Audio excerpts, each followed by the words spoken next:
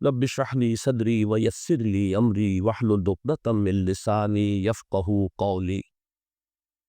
اللهم ربنا ألهمنا رشدنا وأعذنا من شرور أنفسنا. اللهم ارحمنا بالقرآن العظيم. اللهم اجعله لنا إماما ونورا وهدى ورحمة. اللهم ذكرنا منه ما نسينا وعلمنا منه ما جهلنا وارزقنا تلاوته آناء الليل وآناء النهار واجعله لنا حجة يا رب العالمین آمین۔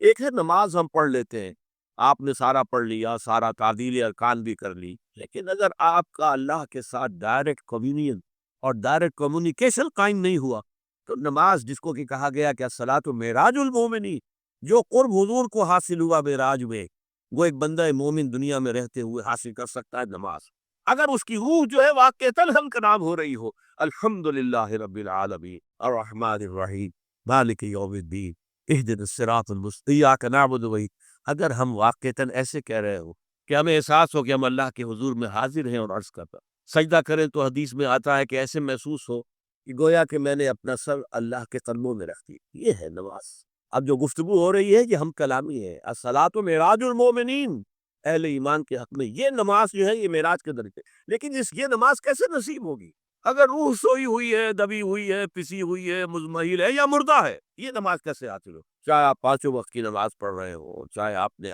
ہیبٹ بنا لیا ہو نماز کو، چاہے کچھ بھی ہو گیا ہو، لیکن یہ کہ جب تک وہ روح بیدار نہ ہو، جب تک ہم کلامی نہ ہو، افلاک سے آتا ہے نالوں کا جواب آخر، اٹھتے ہیں حجاب آخر، کرتے ہیں خطاب آخر، جب تک یہ نہ ہو، جیسے کہ میں ایک حدیث قدسی انشاءاللہ آج سناؤں گا سورہ فاتحہ کے ضمن میں، کہ اللہ تعالیٰ کے سامنے جب کھڑا ہو کر انسان جب کہتا انی وجہت وجہی للذی فطر السماوات والارض حنیفا، دائیں بائیں سے بالکل اپنا تعلق کاٹ کر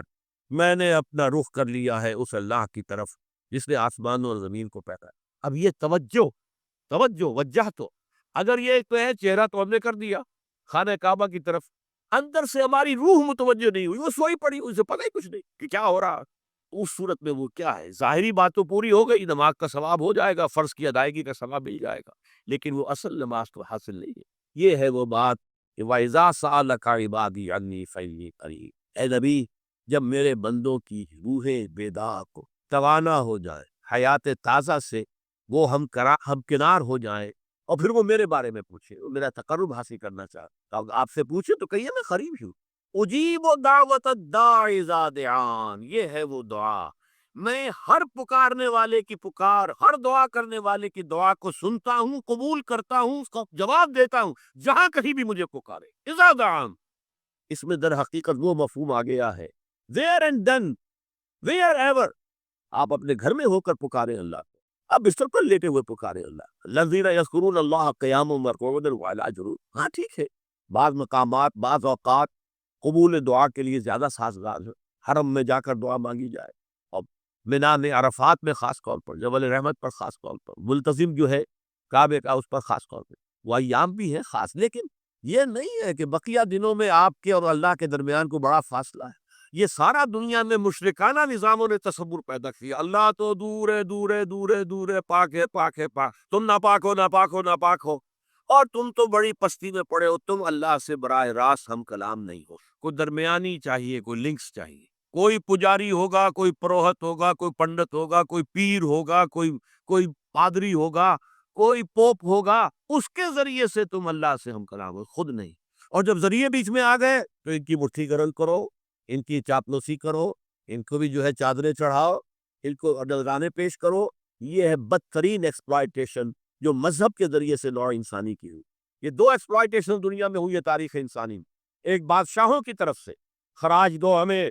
محنت تم کرو گے کھیت میں، آدھا حصہ ہمارے پاس آئے گا، ہم عیش کریں گے، ہم اسٹینڈنگ آرمیز رکھیں گے تاکہ ذرا تم بغاوت کرو تو تمہارا سر کچل دیا جائے، یہ ایکسپلائٹیشن بدترین، مانگنے والا گدھا ہے، صدقہ مانگے یا خراج، دوسری طرف ہم بادشاہ ہیں، ہم چندر بنسی سورج بنسی خاندان ہیں، ہم راجپوت ہیں، حکومت کرنا ہمارا حق ہے، اور یہ پنڈت پروہت جو ہے وہ بھی کہیں گے کہ ٹھیک ہے، نصف لی و نصف لک وہذا قوم جاہلون، یہ عوام جو ہے ان کا خون چوسو، ہمیں یہ نذرانے پیش کریں، بتوں کو آ کے چڑھاوے چڑھائیں اور تمہیں خراج دیں اور ٹیکس دیں. They are to be exploited, exploit ہو. اسلام نے آ کر دونوں کا خاتمہ کیا. کوئی ملوکیت نہیں. زکوٰۃ ہے تو غربا کے لیے، بادشاہ کے لیے نہیں ہے، یہ تو غربا کے لیے، لہذا کوئی ٹیکس نہیں. نمبر دو، اللہ سے ہم کلام ہونے کے لیے کسی دربان، کسی جو ہے پہرے دار کی مٹھی گرم کرنے کی ضرورت نہیں. جب چاہو ہم کلام ہوتا. دل کے آئینے میں ہے تصویر یار، جب ذرا گردن جھکائی دیکھ لی. یہ تو تم ہماری طرف متوجہ نہیں ہوتے. ہم تو ہر وقت کہتے ہیں، ہر شب کو آخری لمحات جو ہیں، آخری جو گھنٹے ہیں رات کے، سمائے دنیا پر ہم نزول فرما دیتے ہیں تمہارے لیے. اور پکارنے والا پکارتا ہے، حل من مستغفر فاغفر اللہ، ہے کوئی استغفار کرنے والا کہ میں اسے بخش دوں؟ حل من سائل فاعطیہ، ہے کوئی مانگنے والا کہ میں اسے عطا کروں؟ تم ہی سوئے رہتے ہو، انٹا غفیل رہتے ہو، تمہیں ہماری طرف توجہ نہیں ہے. اگر ہماری طرف متوجہ ہو جاؤ تو جیسے کہ اقبال نے کہا کہ میرے لیے یہ دربان جو ہے، پیران کلیسا کو کلیسا سے اٹھا دو، کیوں خالق و مخلوق میں حائل رہے پر. جیسے میں نے اس کو چھوا اور مجھے معلوم ہوا کہ ایک سخت پتہ ہے یہاں پر ہے، یہ پرسپشن ہے میری، کنسپشن کچھ اور ہے، تصور ذہن کے اندر نقشہ بن گیا. خدا کا تصور ہم قائم نہیں کر سکتے، لیکن خدا کے ساتھ ہمارا جو باطنی رشتہ ہے کہ اندر محسوس ہوتا ہے کہ ہے. جس کی مثال بھی میں نے دی تھی، بعض حضرات کے شاید علم میں نہ ہو، کہ جیسے میں اس وقت اس دیوار کو دیکھ رہا ہوں تو ایک تصور میرے ذہن میں قائم ہوا، دیوار اتنی لمبی ہے، اتنی چوڑی ہے، اتنی اونچی ہے، یہ دیوار جو ہے سفید رنگ اس پر ہوا ہے. میں نے ایک تصور قائم کر لیا. فرض کیجئے کہ میں اندھا ہوں، میں نہیں دیکھ سکتا، میں جاتا ہوں اور ہاتھ لگا کر دیکھتا ہوں دیوار ہے. کتنی لمبی ہے مجھے نہیں پتا، اس لیے کہ وہ کانسیپٹ تو صرف میرے اس ٹچ سے نہیں ہو گیا، یہ تو ایک یک رخا، ایک ون سائیڈڈ میرا اس وقت ایک پرسپشن ہے.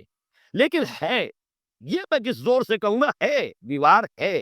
تو ذات باری تعالیٰ کے لیے بس انسان کے پاس یہ کہ ہے.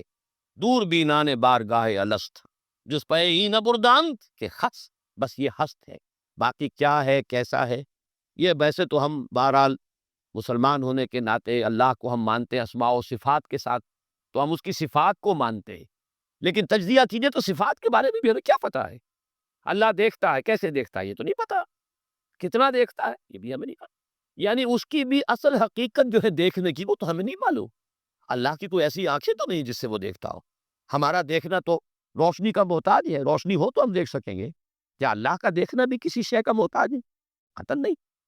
وہ ہم تصور کیجئے اللہ کا دیکھنا کیا ہے، کچھ نہیں معلوم. ہمیں یہ معلوم ہے وہ دیکھتا ہے، ہمیں یہ معلوم ہے علی کل شیء قدیر، قدرت کتنی ہے اس کی، قدرت کی شان کیا کیا معلوم. تو معلوم یہ ہوا کہ صفات کے بارے میں بھی تجزیہ کریں تو ہمارے ہاتھ پلے ہے کیا. وہ سوائے اس کے کہ ہم ایک صفت، اس کی ایک مبہم کیفیت کو جانتے ہیں، وہ سمیع ہے، وہ بصیر ہے، وہ خبیر ہے، وہ قدیر ہے، وہ الحی ہے، وہ القیوم ہے. لیکن اس کی زندگی، ہمارا تو زندگی کا تصور، اعلیٰ ترین زندگی تو ہمارے پاس ہے مخلوقات میں سے. اس زندگی کے ساتھ 100 طرح کی لیمیٹیشنز ہیں، 100 طرح کی مجبوریاں ہیں.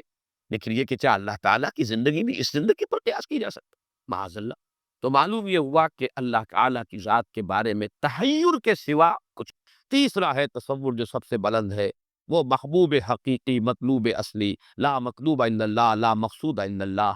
ایک چوتھا تصور ہے، وہ میں بعد میں عرض کروں. بہرحال قل هو اللہ احد، اب یہاں لفظ احد پر آئیے،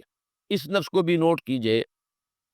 ویسے تو عام خیال یہ ہے کہ یہ وحد ان کی بدلی ہوئی شکل ہے، چنانچہ عام رائے یہ ہے کہ احد اور واحد ہم معنی ہے. اکثر مفسرین نے اردو میں جو ترجمے کیے، مترجمین نے، وہ کہو اللہ، وہ اللہ ایک ہے. اگرچہ اس پر خاصا اعتراض وارد ہوتا ہے. وہ بھی اللہ کو ایک مانتے تھے، صرف اس کے ساتھ کسی اور کو ایڈ کر لیا تھا. اس اللہ کو تو دو نہیں مانتے تھے. وہ جو بڑا اللہ تھا وہ تو ان کے نزدیک بھی ایک ہی تھا. اور ایک تو ہر شے ایک ہوتی ہے. جو معبود ہے 10، تو ان میں سے بھی ہر ایک اپنی جگہ پر تو ایک ہے، ایک کمپوز، ایک اس کا وجود ہے. لیکن بہرحال چونکہ اکثر و بیشتر رائے یہ ہے کہ احد اور واحد تقریباً ہم مانی ہے. ترجمہ کیا گیا، کہہ دو وہ اللہ ایک ہے، اور یہ کہ واحد ہی کی بدلی ہوئی شکل احد ہے. یہ تو ہے تقریباً بالعموم جو رائے ہے. لیکن میرے علم میں آج ہی یہ بات آئی ہے، اور وہ میں آپ پر بھی منتقل کر رہا ہوں. امام راغب اصفہانی، ظاہر بات ہے لغت کے تو بہت بڑے امام ہیں، اور مفردات القرآن پر ان کی کتاب جو مارکت الدارا ہے مشہور، انہوں نے اسے علیحدہ مادہ قرار دیا ہے. احد ان کو الف ہا دال، الف کے شروع میں الف کے تختی میں لا ہے. وحدل کے ساتھ شامل نہیں کیا۔ معلوم ہوا کہ یہ اپنی جگہ پر ایک مستقل مادہ ہے ان کے نزدیک، یہ وحد سے اس کا تعلق نہیں، بلکہ احد اپنی جگہ پر ایک مستقل علیحدہ مادہ ہے، اور اسی اعتبار سے انہوں نے اسے وحد سے علیحدہ کر کے الف کی تختی کے اندر لیا ہے۔ اب اس کا جہاں تک استعمالات ہیں، اس میں بھی اتفاق ہے، تین اس کے استعمالات ہیں۔ سب سے زیادہ استعمال اس لفظ کا ہوتا ہے نفی مطلق کے لیے، کمرے میں کوئی نہیں ہے، ایک بھی نہیں ہے، جب یہ کہنا ہو تو احد کا لفظ آئے گا، نافی احد، کوئی نہیں ہے، ایک بھی نہیں، اکیلا۔ اسی معنی میں قرآن مجید میں یہ لفظ بہت مرتبہ آیا ہے، خاص طور پر آپ سورہ کہف کو اگر دیکھیں گے، لا یشرک فی حکم ہی احدا، اللہ اپنے حکم اور اپنے اختیار میں کسی کو نہیں شریک کرتا، کسی ایک کو بھی نہیں کرتا، یعنی یہ نفی میں مبالغے کے لیے یہ لفظ استعمال ہوتا، اور سورت ختم بھی ہوئی ہے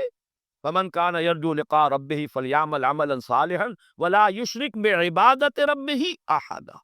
احد کا اکثر و بیشتر استعمال عربی زبان میں نفی مطلق، کوئی نہیں، کوئی بھی نہیں، ایک بھی نہیں، جب اس کو کہنا ہو تو لفظ احد کا سہارا لیا جاتا ہے، یا پھر یہ لفظ آتا ہے مضاف یا مضاف الیہ ہو کر، جیسے عشرات کے ساتھ آئے گا احد عشر کوکبا، یا احد و عشرون جمع کر کے، یہ گنتی کے ساتھ یہ مضاف ہو رہا ہے، اور یا یہ کہ جیسے کہ مضاف الیہ ہوتا ہے فاما احدکما فیسقی ربہ خبرا، حضرت یوسف علیہ السلام نے فرمایا تھا ان دو نوجوان جو داخل ہوئے تھے جیل میں ان کے ساتھ،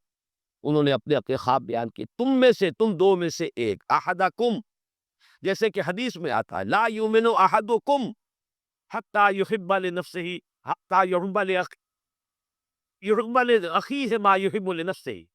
یا لا یؤمن احدکم حتی یکون ہواہ تبعا لما جئت بہ، یا یہ کہ لا یؤمن احدکم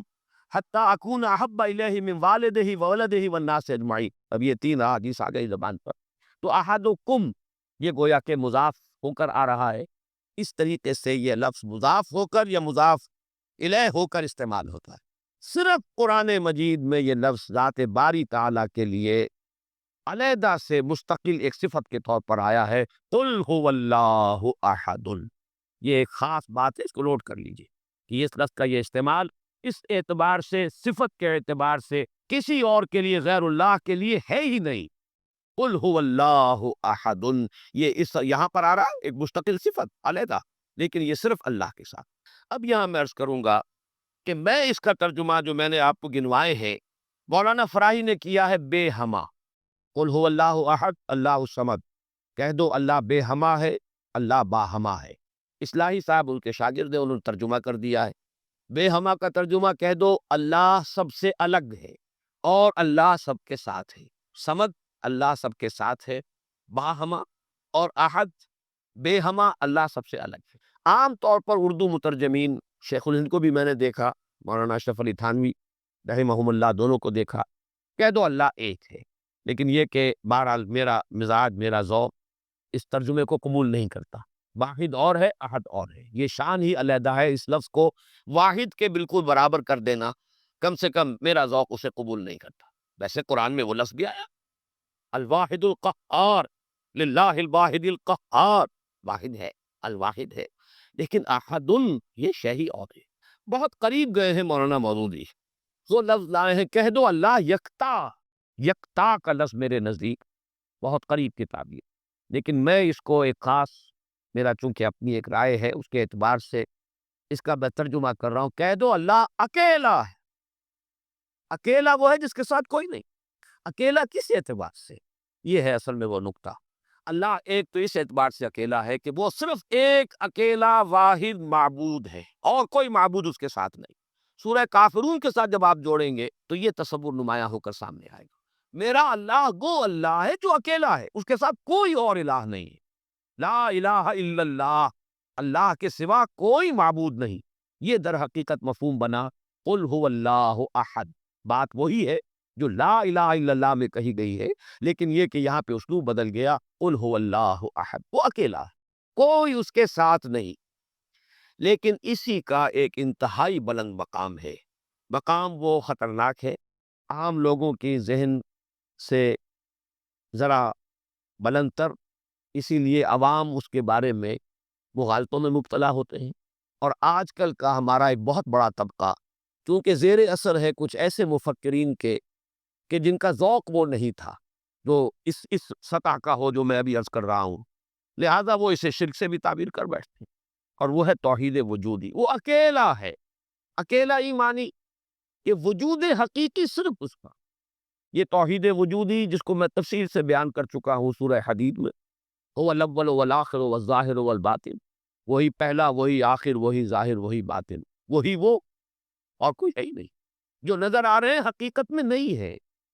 کل ما فی الکون وہم او خیال اور رکوس فی المرایا او ظلال، کل جو کچھ نظر آتا ہے موجودات میں یہ وہم ہے یا خیال ہے، یا جیسے شیشے میں عکس نظر آتا ہے، آپ ادھر کھڑے ہیں ادھر بھی نظر آ رہے ہیں، وہاں تو کوئی نہیں ہے، ادھر ہی ادھر ہے جو ہے، وہ جو کوئی نہیں ہے وہاں نظر تو آ رہا ہے۔ اور رکوس فی المرایا او ظلال، یا سایہ ہے، درخت کی شاخ اوپر ہے، سایہ نیچے پڑ رہا ہے، سایہ کا کوئی وجود نہیں لیکن نظر تو آ رہا ہے، جس کو کہ حضرت مجدد الفسانی نے فرمایا کہ یہ اصل خدا بندی است کہ معدوم را موجود می نمائند، یہ معدوم ہے کائنات، حقیقت میں موجود نہیں ہے، لیکن اس کو اللہ تعالیٰ نے موجود کر کے دکھا دیا ہے، نظر آ رہا ہے۔ جیسے وہ آج سی دائرے کی مثال میں نے دی ہے بارہا، یہ حضرت مجدد کی دی ہوئی مثال ہے کہ اگر آپ ایک قندیل لے لیں، لکڑی ہے ایک لمبی، اس کے ایک سرے کے اوپر آپ نے کپڑا باندھا، تیل ڈال دیا، مٹی کا آگ لگا دی، یہ شعلہ جوالا ہے، اب اس لکڑی کو تیزی کے ساتھ دائرے میں حرکت دیجئے، دیکھنے والوں کو آتشین دائرہ نظر آئے گا، جبکہ آتشین دائرے کا کوئی وجود نہیں، وجود آپ کو معلوم ہے صرف اس ایک نقطے کا ہے، وہ ایک شعلہ جوالا ہے حقیقی۔ یہ دائرہ جو نظر آ رہا ہے، نظر آ رہا ہے، ہر چند کہے کہ ہے، نہیں ہے، اس کا وجود کوئی نہیں، نظر تو آ رہا۔ تو اپیئرنس اینڈ ریئلٹی، یہ بڑی مارکت العرا کتاب ہے فلسفے کی، یہ در حقیقت جو کچھ نظر آ رہا ہے یہ ایک سراب ہے، حقیقت یہ نہیں ہے، حقیقی وجود صرف اللہ۔ اس کو میں یعنی وجود کے اعتبار سے توحید وجودی، یعنی میں نے جو ابھی گنوایا تھا، لا معبود الا اللہ، لا مطلوب الا اللہ، لا مقصود الا اللہ، لا محبوب الا اللہ، لا موجود الا اللہ، یہ وہ توحید وجودی ہے۔ شاہ ولی اللہ دہلوی رحمۃ اللہ علیہ فرماتے ہیں کہ یہ ہے توحید کی بلند ترین منزل، اور یہاں آ کر وحدت الوجود اور وحدت الشہود ایک ہو جاتے ہیں، ان میں کوئی فرق نہیں، تعبیر پر فرق۔ چونکہ میری یہ رائے ہے، لیکن یہ فلسفے کا مسئلہ ہے، میں اس کو بیان نہیں کرنا چاہتا۔ قرآن مجید میں یہ مسئلہ یا سورہ حدید کی اس آیت میں آیا ہے، قرآن سے باہر سے بات نہیں کر رہا ہوں، لیکن یہ کہ ہر شخص کے ذوق کی چیز نہیں ہے، ہر شخص کا یہ نہ مزاج ہے، نہ ذوق ہے، نہ اس میں استعداد ہے، نہ صلاحیت ہے کہ ان مسائل پر غور کرے۔ تو میں یہ نہیں چاہتا کہ لازماً آپ میری اس رائے سے اتفاق کریں، لیکن یہ میں ضرور چاہتا ہوں کہ اگر سوء ظن ہے آپ کے دل میں کہ جو لوگ اس بات کو مانتے ہیں وہ مشرک ہو گئے، اس کو ذہن سے نکال دیجئے، اس لیے کہ پھر ناوک نے تیرے سید نہ چھوڑا زمانے میں، شاہ ولی اللہ بھی مشرک ہوں گے، حضرت مجدد بھی مشرک ہوں گے، باقی یہ رومی وومی یہ تو ہے، ان کے تو خیر حیثیت ہی کیا ہے بیچاروں کی، وہ تو سب کے سب مہا مشرک شمار ہو جائیں گے، کوئی نہیں بچے گا پھر جو بھی ہمارے اکابر ہیں۔ ہاں، محمد ابن عبد الوہاب بچ جائیں گے، ابن تیمیہ بچ جائیں گے رحمہم اللہ، باقی یہ کہ ان کے سوا بچنے والا اور کوئی نہیں ہے۔ تو یہ توحید وجودی یا وحدت الوجود یا وحدت الشہود میرے نزدیک قل هو اللہ احد، کہہ دو وہ اللہ ہے اکیلا، تنہا۔ مجھے وہ بار بار جب میں سوچ رہا تھا، تیس جنگل میں اکیلا ہے مجھے جانے دو، ہو گزرے گی جو مل بیٹھیں گے دیوانے دو، اللہ اکیلا ہے۔ اور واقعہ یہ ہے، یہ تصور جو ہے اگرچہ بہت بلند ہے، لیکن کبھی اگر اس کے کہیں کناروں تک بھی رسائی ہو جائے انسان کی، تو اس کی جو ایک وسعت پیدا ہوتی ہے اس کے ذہن میں، اس کا مینٹل ہورائزن وہ جو اس قدر وسیع ہو جائے گا، اس کا تصور وہ شخص نہیں کر سکتا کہ جس کا کوئی بھی اس کے حاشیہ خیال میں یہ بات نہ آ سکتی۔ لیکن اس کا یہ مفہوم اگر نکال لیا جائے، عام لوگوں نے یہ سمجھے اس کا مطلب ہر شے خدا ہے، اگر کوئی شے موجود نہیں جبکہ تجھ بن نہیں کوئی موجود، پھر یہ ہنگامہ ہے خدا کیا ہے؟ کچھ نہیں ہے، نہیں ہے یہ۔ اصل میں جو وحدت الوجود ہے وہ یہ نہیں ہے کہ یہ سب چیزیں خدا ہیں، بلکہ یہ کہ خدا ہی ہے، باقی کچھ موجود نہیں، جو کچھ نظر آ رہا ہے وہ توہم ہے، خیال ہے، یہ صرف اپیئرنس ہے، اور اپیئرنس آپ کو معلوم ہے ہر وقت بدلنے والی شے، mentor high, every thing is changing, یہ سب ٹرانزینٹ چیزیں ہیں کہ جو گزر رہی ہے، جیسے لہریں ہیں، لہر نظر آتی ہے، لہر ہے، لیکن یہ کہ یہ بالکل عارضی سا ایک وجود ہے، اعتباری سا وجود ہے، لہر کا حقیقت میں کوئی وجود نہیں۔ اسی طریقے سے یہ کائنات ہے۔ تو یہ نہیں ہے کہ جو کچھ ہے وہ خدا ہے، معاذ اللہ، یہ ہماوست ہے، اور یہ در حقیقت کفر بھی بن جاتا ہے، شرک بھی بن جاتا ہے۔ لیکن توحید وجودی یا وحدت الوجود یہ بالکل مختلف شے ہے، اور میرے نزدیک اس آیہ مبارکہ کا اصل مدلول یہ ہے، قل هو اللہ احد۔ بلند ترین توحید توحید وجودی، لا معبود الا اللہ سے لے کر لا موجود الا اللہ، اس لیے کہ احد کا لفظ واحد نہیں ہے، یکتا، لیکن اس سے بھی آگے بڑھ کر جو ترجمہ میں کر رہا ہوں وہ یہ ہے کہ کہہ دو اللہ اکیلا ہے، کوئی اس کے ساتھ نہیں۔ جیسے کہ غالباً حضرت بایزید بستامی کے بارے میں آتا ہے کہ ان کی محفل تھی تو ان کا کوئی مرید جو تھا، اس نے ایک عجیب کیفیت ہوتی ہے انسان کی، اس کیفیت نے جملہ کہا، وہ بھی زمانہ کیسا ہوگا جبکہ اللہ ہی تھا اور کچھ نہ تھا۔ ابھی تصور ہے، اب تو کائنات ہے، یہ ہے، آسمان ہے، زمین ہے، ستارے ہیں، سیارے ہیں، سب کچھ ہے، وہ بھی زمانہ ہوگا جبکہ اللہ ہی تھا اور کچھ نہ تھا۔ تو وہ بایزید بستانی ہے جو دوسرے بزرگ کوئی ہو سکتے ہیں، اگر مجھے نام کا اس وقت مغالطہ ہو رہا ہو، انہوں نے اسی کیس کے عالم میں جواب دیا، الان کما کان، میرے عزیز اب بھی ایسا ہی ہے، اللہ ہی ہے اور کچھ نہیں ہے، جیسے پہلے تھا جس کا تم تصور کر رہے ہو، اب بھی حقیقت میں وہی۔ اس کو میں ذرا اور آسان کر دوں تاکہ جو نسبتاً یعنی سادہ مزاج حضرات ہیں ان کی سمجھ میں بھی یہ بات آ جائے، کسی مغالطے میں مبتلا نہ ہو۔ دیکھیے، جب ہم کہتے ہیں لا محبوب الا اللہ، کیا معنی ہے اس کے؟ یہ معنی تو نہیں ہے کہ اولاد سے محبت نہ کرو، یہ تو دین کی تعلیم نہیں ہے۔ معنی کیا؟ ساری محبتوں سے بالا تر محبوب حقیقی صرف اللہ ہو جائے۔ لا محبوب الا اللہ کا مطلب یہ ہے، یہ نہیں کہ آپ کاٹ دیجیے محبت ہر ایک کی۔ اولاد سے محبت کرو، شوہر بیوی سے محبت کرے، بیوی شوہر سے محبت کرے، وطن سے محبت کرو، بلکہ اتنی خوشخبریاں ہیں، وجبت محبتی للمتحابین فیہ، میری محبت واجب ہو گئی ان کے لیے جو میرے لیے ایک دوسرے سے محبت کرے۔ تو ایک مسلمان مسلمان سے محبت کرتا ہے، ایک مومن مومن سے محبت کرتا ہے، ایک مجاہد دوسرے مجاہد سے محبت کرتا ہے، یہ محبت تو مطلوب ہے۔ لا محبوب الا اللہ کا مطلب یہ نہیں ہے کہ ساری محبتوں کی نفی ہو گئی۔ اسی طرح جب ہم کہتے ہیں لا موجود الا اللہ، اس کا مطلب یہ نہیں کہ تمام موجودات کی نفی ہو گئی، بلکہ یہ کہ وجود حقیقی صرف اللہ کا، یہ اعتباری وجود ہے جن کی کوئی حقیقت نہیں ہے، یہ دائمی وجود، مستقل وجود، وہ وجود جو از خود ہے، باخود ہے، خود و خود ہے، جسے کسی نے وجود نہیں عطا کیا، جس کا وجود ایسا نہیں ہے کہ کبھی شروع ہوا ہو کبھی ختم ہو جائے، وہ وجود حقیقی صرف اللہ۔ اب اس میں تو کوئی اشکال نہیں رہے گا، اس معنی میں اگر کہا جائے لا موجود الا اللہ تو ہر شخص کہے گا۔ اس کی ایک اور مثال میں آپ کو دے دوں، دعا استخارہ میں حضور فرماتے ہیں فَإِنَّكَ تَعْلَمُ وَلَا أَعْلَمُ وَتَقْدِرُ وَلَا أَقْدِرُ، اے اللہ میں تجھی سے استخارہ کر رہا ہوں، انی استخیرک بعلمک واستقدرک بقدرتک واسألک من فضلک العظیم فإنک تقدر ولا اقدر وتعلم ولا اعلم، تو جانتا ہے میں نہیں جانتا، تو قدرت رکھتا ہے مجھے کوئی قدرت حاصل نہیں، تو کیا کوئی قدرت حاصل نہیں تھی ان لوگوں کو؟ کیا کچھ علم حاصل نہیں تھا؟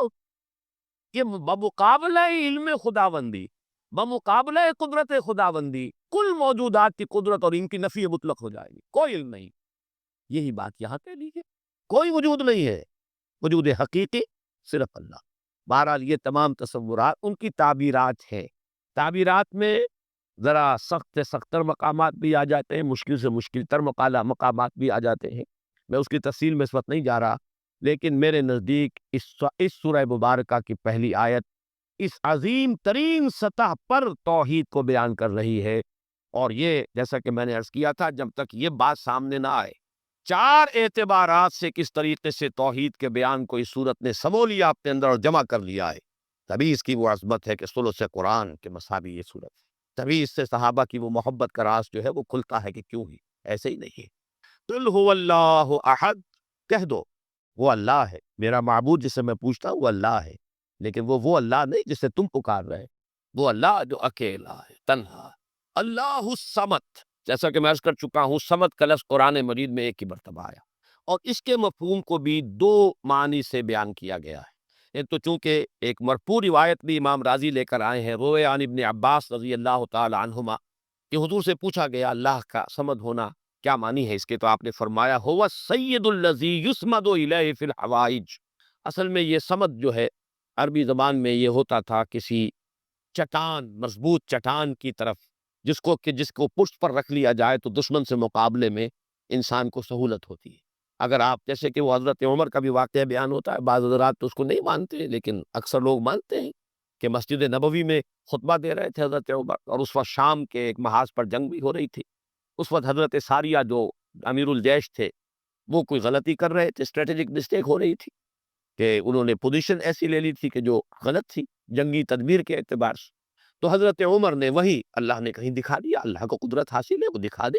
آج ٹیلی ویژن سے آپ دیکھ سکتے ہیں، تو اللہ تعالیٰ بغیر ٹیلی ویژن کے آج سے 1400 برس قبل دکھا سکتا تھا۔ انہونی بات نہیں ہے کہ وہ نقشہ سامنے آ گیا،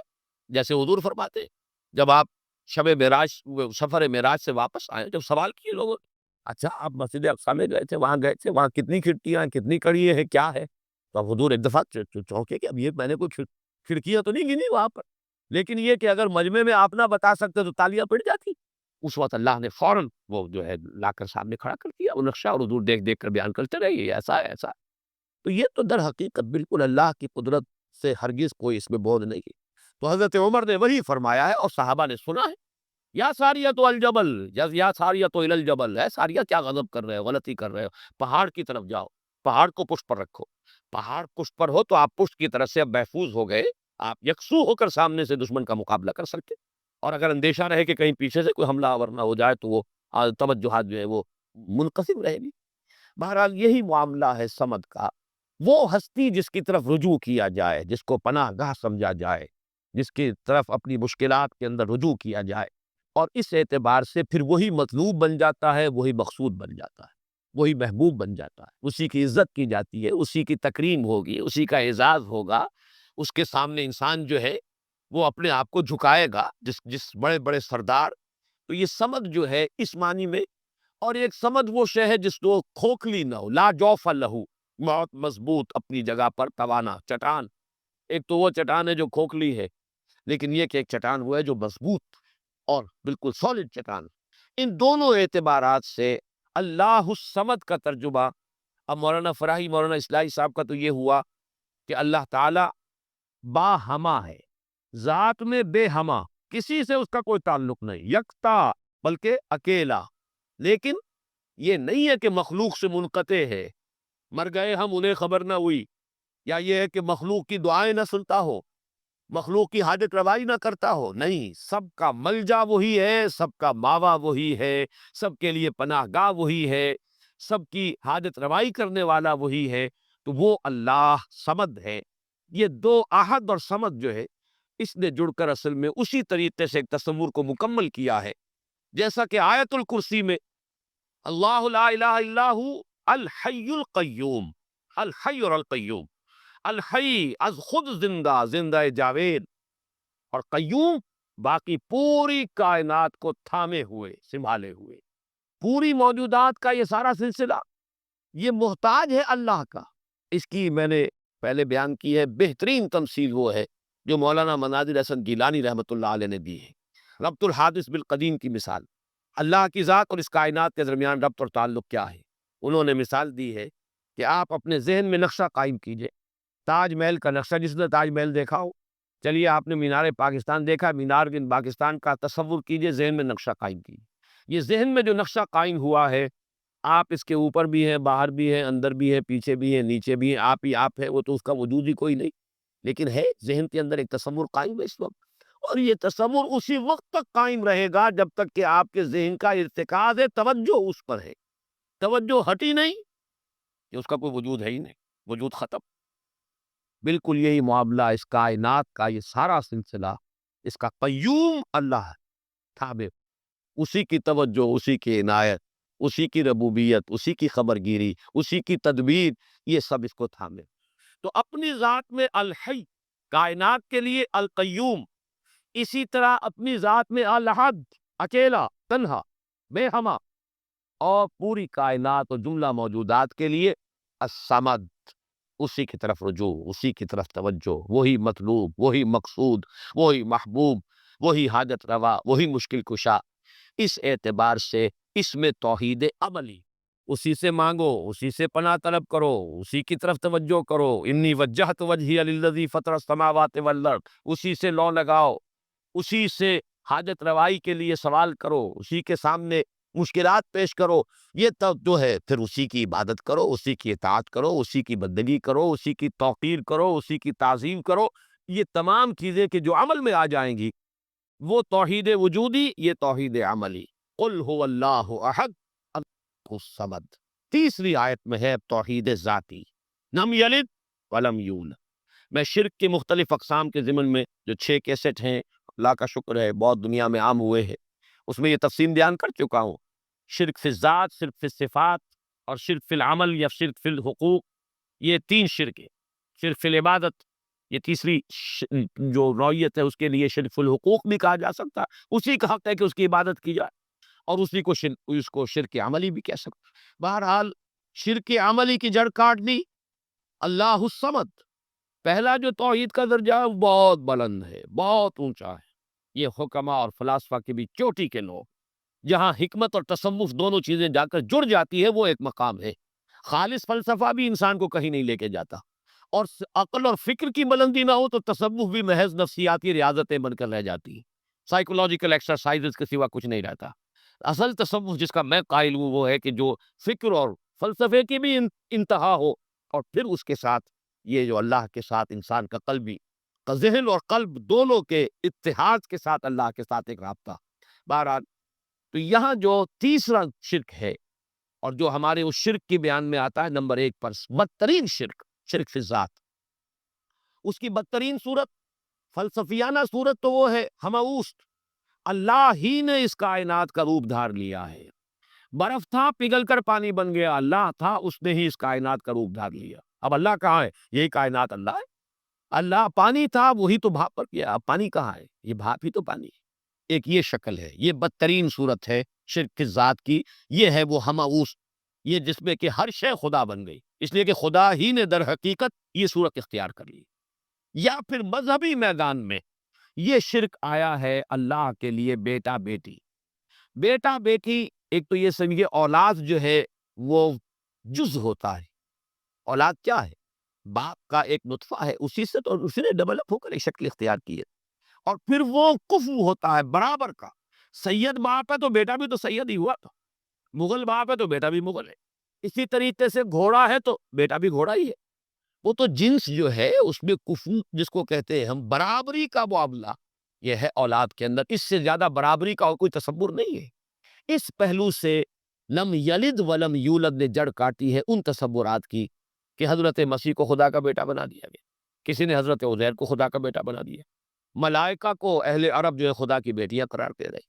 یہ بیٹا بیٹی کا تصور، جیسے قرآن کہتا ہے کیسے ہو جائے گی اس کی اولاد جب تو اس کی کوئی جوڑی نہیں، ولم تکن لہ صاحبہ، کوئی تصور نہیں۔ اور عیسائیوں میں تو خیر ایک طبقہ وہاں تک بھی گیا ہے کہ